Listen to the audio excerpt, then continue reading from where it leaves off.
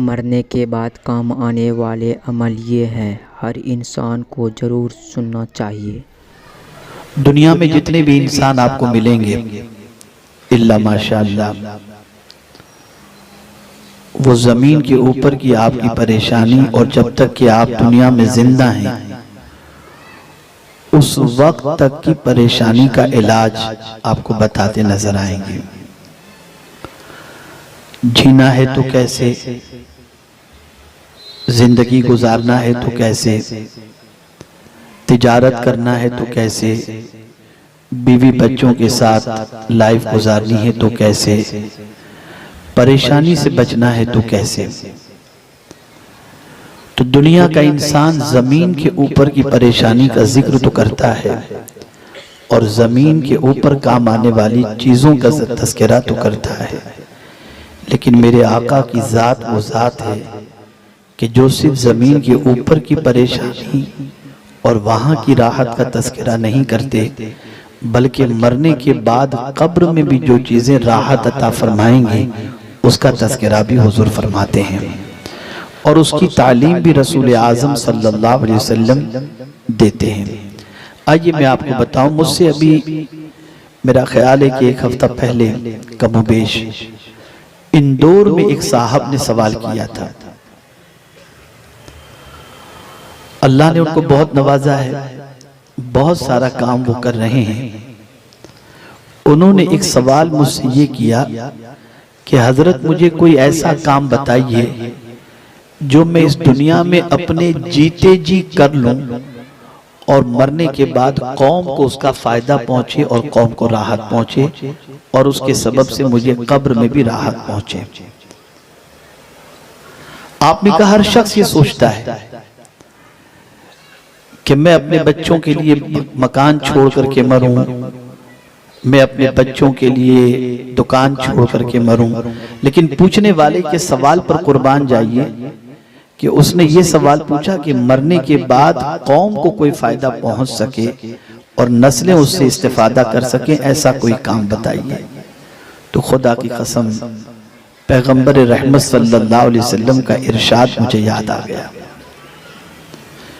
और ऐसा ज़ाब्ता रसूल आज़म सल्लल्लाहु अलैहि वसल्लम ने अता फरमाया कि अगर हर मुसलमान मरने से पहले ये काम करके मरता तो आज दुनिया में, पूरी दुनिया में मुसलमान जहालत की वादियों में न होते, बल्कि हर मुसलमान तालीम याफ्ता होता, एजुकेटेड होता और हर मुसलमान दुनिया वालों को राहत का सामान फराहम करने वाला होता। आकाए करीम सल्लल्लाहु अलैहि वसल्लम का इरशाद हमेशा के लिए ज़हन में रखें।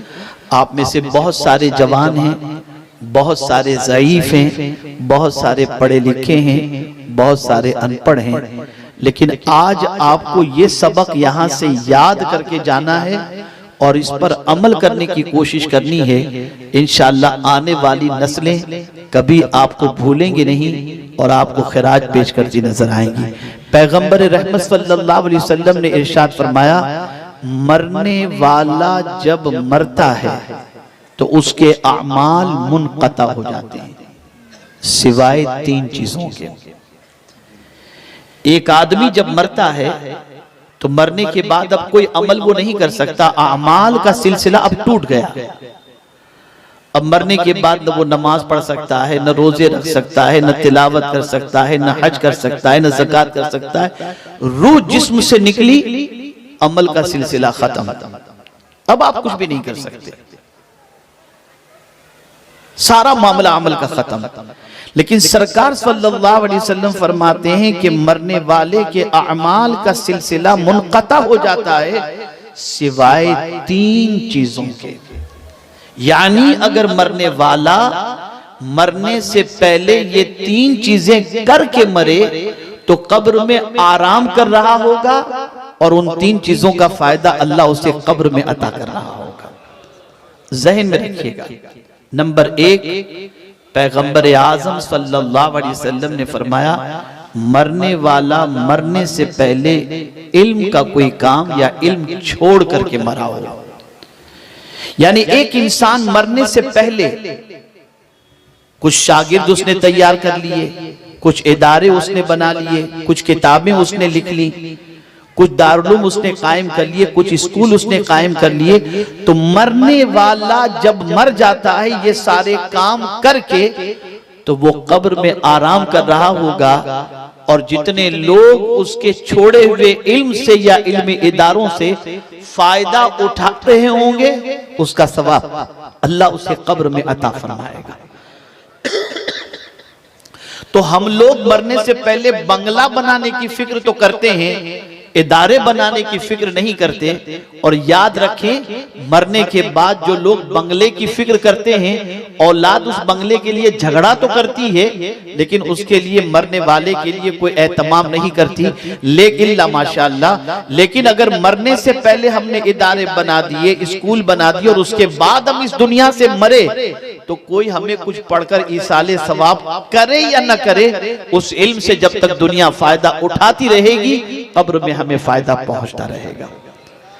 अगर मुसलमान इस चीज पर तवज्जो दिया होता तो आज हर जगह हमारे ही इदारे होते, हमारी ही स्कूल होती। और याद रखें, गुज़िश्ता 700 साल से, बल्कि 800 साल से रसूल आजम के इस इरशाद से गफलत बरती गई, इसलिए ना आज हमारे स्कूल हैं, ना आज हमारे इदारे इतने शान वाले हैं जहां बच्चे जाकर के अपनी इल्मी तशनगी को बुझा सकें।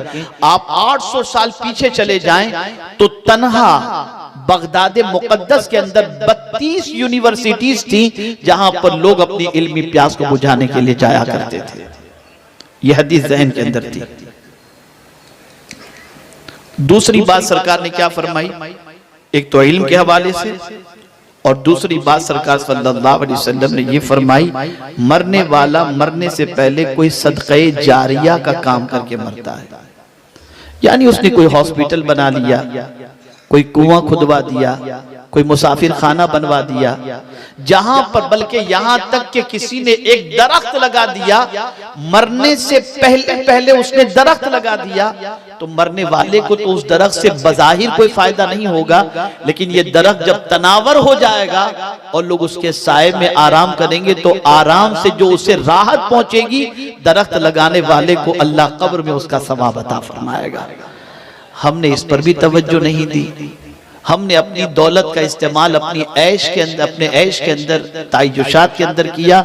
नतीजतन न आज हमारे मुसाफिर खाने रह गए, न हमारी जो है वो हॉस्पिटल हैं, न हमारी तरफ से कोई ऐसा काम कुएं खुदवाने का हो रहा है जिससे दुनिया फायदा हासिल करे। तो मरने से पहले हमें चाहिए कि हम इल्मी काम करके मरें, मरने से पहले सदक़े जारिया का कोई काम करके मरें।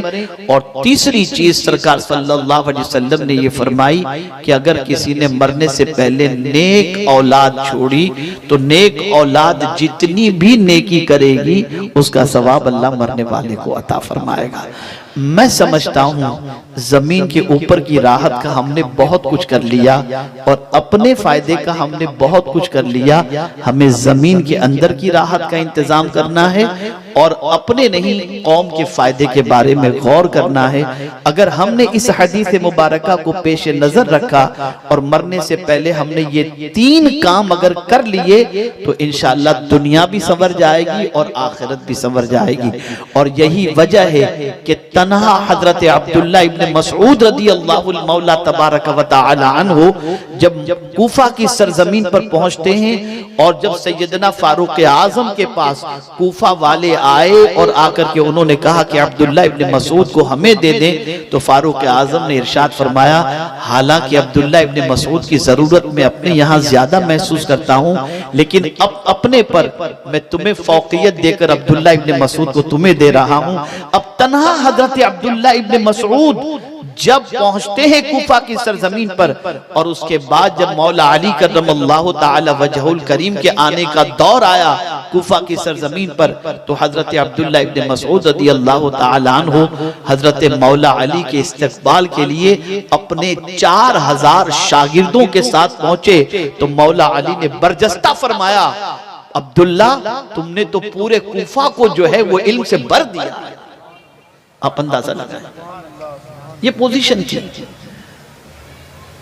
आज इल्मी काम की तरफ हमारी तवज्जो नहीं। आप इदारे बनाएं, मकातिब कायम करें, मदारिस कायम करें, स्कूल कायम करें और अपनी नजात का सामान बनाएं। सोशल एक्टिविटीज के तौर पर आप मुसाफिर खाने बनाएं, आप हॉस्पिटल बनाएं। इन सारी चीजों पर आप तवज्जो दें और अपनी औलाद को सब कुछ बनाने से पहले सच्चा और पक्का मुसलमान बनाएं और उसे दीन सिखाएं, ताकि मरने के बाद कम से कम वो नमाज़े जनाजा पढ़कर और आपकी मगफिरत की दुआ करके आपके लिए नजात का सामान वो बन सके।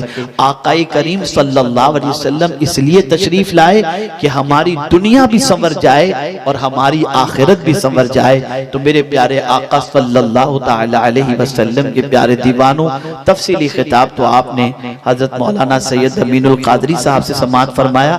मैं ये पैगाम सिर्फ आपके गोश गुजार कर रहा हूँ और उम्मीद करता हूँ कि आप में का कोई भी शख्स इस पैगाम को दिलो दिमाग से ओझल होने न दे मरने से पहले। आज आप देखते होंगे बड़ी माजरत के साथ बहुत सारे ऐसे लोग हैं जिनके बाप दादा का इंतकाल हो गया, माँ बाप का इंतकाल हो गया।